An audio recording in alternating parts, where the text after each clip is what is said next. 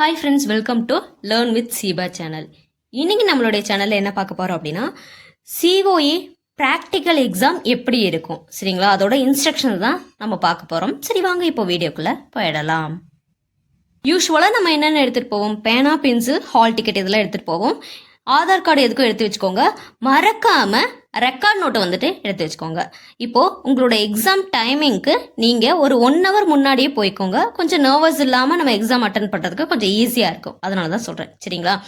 ஹால்குள்ளே போனதுக்கப்புறம் என்ன நடக்கும் அப்படின்னா, நம்மளுடைய ரெக்கார்ட் நோட்டை வந்துட்டு சப்மிட் பண்ண சொல்லுவாங்க, சரிங்களா? சப்மிட் பண்ணதுக்கப்புறம் ஆன்சர் ஷீட் வந்துட்டு வச்சுருப்பாங்க, சரிங்களா? லைன் பை லைனாக ஆன்சர் ஷீட் வந்துட்டு வச்சுருப்பாங்க. அது கூடயே கொஷின் பேப்பர், நமக்கு என்ன கொஷின் வருதோ அதையும் அந்த பேப்பர்லேயே அட்டாச் பண்ணி தான் வச்சுருப்பாங்க, சரிங்களா? ஸோ அது நம்மளை எடுத்துக்கணும்.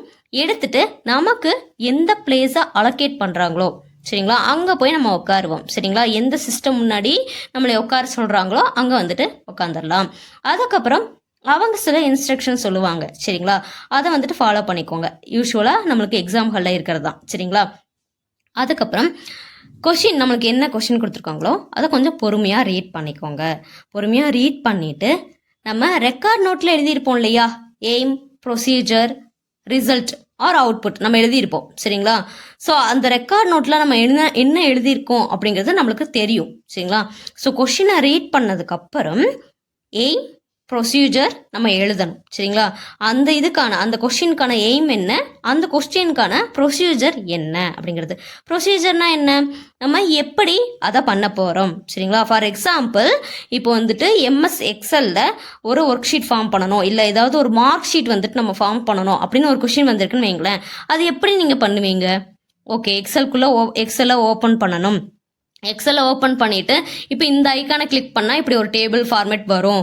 டேபிள் ஃபார்மேட் வந்ததுக்கப்புறம் இதை டைப் பண்ணால் இப்படி நம்ம ஒவ்வொரு ஸ்டெப்ஸாக நம்ம பண்ணுறோம் இல்லையா, அதை தானே நம்ம ப்ரொசீஜரில் எழுதுவோம். இதெல்லாம் ரெக்கார்ட் நோட் எழுதுகிறப்பயே நம்மளுக்கு தெரிஞ்சிடும். இதெல்லாம் தான் நம்ம ஒரு ப்ரொசீஜரில் என்னென்ன எழுதுகிறோம் அப்படிங்கிறது சிஸ்டமில் நம்ம பண்ண போகிறது தான் ப்ரொசீஜராக நம்ம எழுதுவோம். இது நமக்கு தெரிஞ்ச விஷயந்தான்.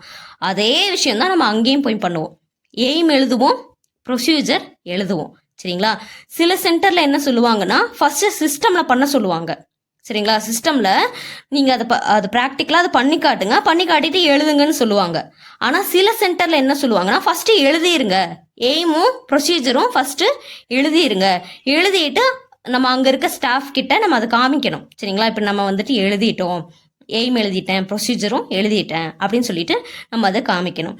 அப்போ காமிக்கிறப்போ சில ஸ்டாஃப், சரிங்களா, எல்லாரும் கிடையாது, சில ஸ்டாஃப் என்ன பண்ணுவாங்கன்னா, நீங்கள் இப்போ என்ன பண்ண போகிறீங்க அப்படிங்கிறத சொல்லுங்க அப்படின்னு கேட்பாங்க, சரிங்களா? ஸோ நம்ம அந்த ப்ரொசீஜரில் எழுதியிருப்போம். நம்ம அதுக்கப்புறம் என்ன பண்ணுவோம், சிஸ்டமில் பண்ண போகிறத நம்ம ஜஸ்ட் அது வாயில் சொல்லணும். இந்த மாதிரி எனக்கு எக்ஸைஸ் வந்திருக்கு, நான் இப்போ இதை தான் பண்ண போகிறேன். ஆனால் எல்லாரும் உடனே கேட்க மாட்டாங்க. சில ஸ்டாஃப் வந்துட்டு நம்மள்ட்ட கேட்பாங்க, சரிங்களா? அப்படி கேட்குறப்போ கொஞ்சம் நர்வஸ் இல்லாமல் திணறாமல் அதை சொல்லிடுங்க. இதுதான் நான் பண்ண போகிறேன், இப்போ இப்படி பண்ணால் இப்படி அவுட்புட் வரும், சரிங்களா? அது நீங்கள் தெளிவாக சொல்லிடுங்க. ஓகே, சொல்லிட்டோம், சரிங்களா? சொன்னதுக்கப்புறம் என்ன பண்ணுவாங்க, ஓகே இப்போ நீங்கள் வந்துட்டு சிஸ்டமில் அதை பண்ணி முடிச்சுட்டு எங்கிட்ட சொல்லுங்கள் அப்படின்னு சொல்லிட்டு போயிடுவாங்க, ஓகேங்களா? ஓகே, நம்ம அதை வந்துட்டு சிஸ்டமில் பண்ணுறோம். சிஸ்டமில் என்னென்ன ப்ராசஸ் பண்ணணுமோ அதெல்லாம் பண்ணி முடிச்சுட்டு நம்ம அந்த ஸ்டாஃப் கிட்ட காட்டுவோம். இதுதாங்க மேம், இப்போ இதுதான் அவுட்புட் அப்படின்னு சொல்லிட்டு நம்ம காட்டுவோம், ஓகேங்களா? அது கரெக்டான அவுட்புட்டாக இருந்தால் என்ன பண்ணுவாங்க, அடுத்து கொஸ்டின்ஸ் கேட்பாங்க. ஃபஸ்ட்டு கேட்கல அப்படின்னா லாஸ்ட்டாக கேட்பாங்க, சரிங்களா? சில ஸ்டாஃபை பொறுத்து அது மாறும், சரிங்களா? ஒரு சில ஸ்டாஃப் ஃபஸ்ட்டே கேட்பாங்க என்ன பண்ண போகிறீங்க அப்படின்னு. அப்படி கேட்கல அப்படின்னா லாஸ்ட்டாக நம்மளுக்கு கேட்பாங்க. வைவா அப்படிங்கிறது ஒன்று இருக்கு இல்லையா, அப்போ லாஸ்ட்டாக கேட்பாங்க என்ன பண்ணியிருக்கீங்க அப்படிங்கிறத கேட்பாங்க. இப்போ இது பண்ணுறதுக்கு எந்த ஐகான்ஸில் யூஸ் பண்ணீங்க, அந்த மாதிரி நமக்கு வைவா கொஷின்ஸ் வந்துட்டு ஒரு சில ஸ்டாஃப்ஸ் ஒவ்வொரு மாதிரி கொஷின்ஸ் கேட்பாங்க. அப்போ நீங்கள் வந்துட்டு எந்த ஒரு நர்வஸும் இருக்கக்கூடாது. இதுதான் பண்ண அப்படின்னு நீங்கள் வந்துட்டு பொறுமையாக தெளிவாக அதை எக்ஸ்பிளைன் பண்ணிடுங்க, சரிங்களா? ஒன்றும் இதில் பயப்பட தேவையே இல்லை. தெளிவாக எக்ஸ்பிளைன் பண்ணுங்கள், இதுதான் பண்ணேன் அப்படின்னு சொல்லிட்டு. ஓகே, நீங்கள் சொன்ன விதம், நீங்கள் எக்ஸ்பிளைன் பண்ணது அவங்களுக்கு ஓகேவாக இருந்துச்சுன்னா அவுட்புட் எழுத சொல்லிடுவாங்க. அதாவது ரிசல்ட் அப்படின்னு நம்ம எழுதுவோம் இல்லையா, ஆல்ரெடி நம்ம ப்ராக்டிக்கல் நோட்டில் எழுதியிருப்போம் இல்லையா, அதை வந்துட்டு ஃபைனலாக எழுத சொல்லுவாங்க, ஓகேங்களா? ஒரு சில ஸ்டாஃப் வந்துட்டு அடிஷ்னலாக ஏதாவது எக்ஸ்ட்ரா கொஷின்ஸ் கேட்பாங்க. ஆர் என்ன சொல்லுவாங்கன்னா, அவங்க அந்த மூமெண்ட்டில் ஏதாவது பண்ண சொல்லி காட்டுவாங்க. சரிங்களா?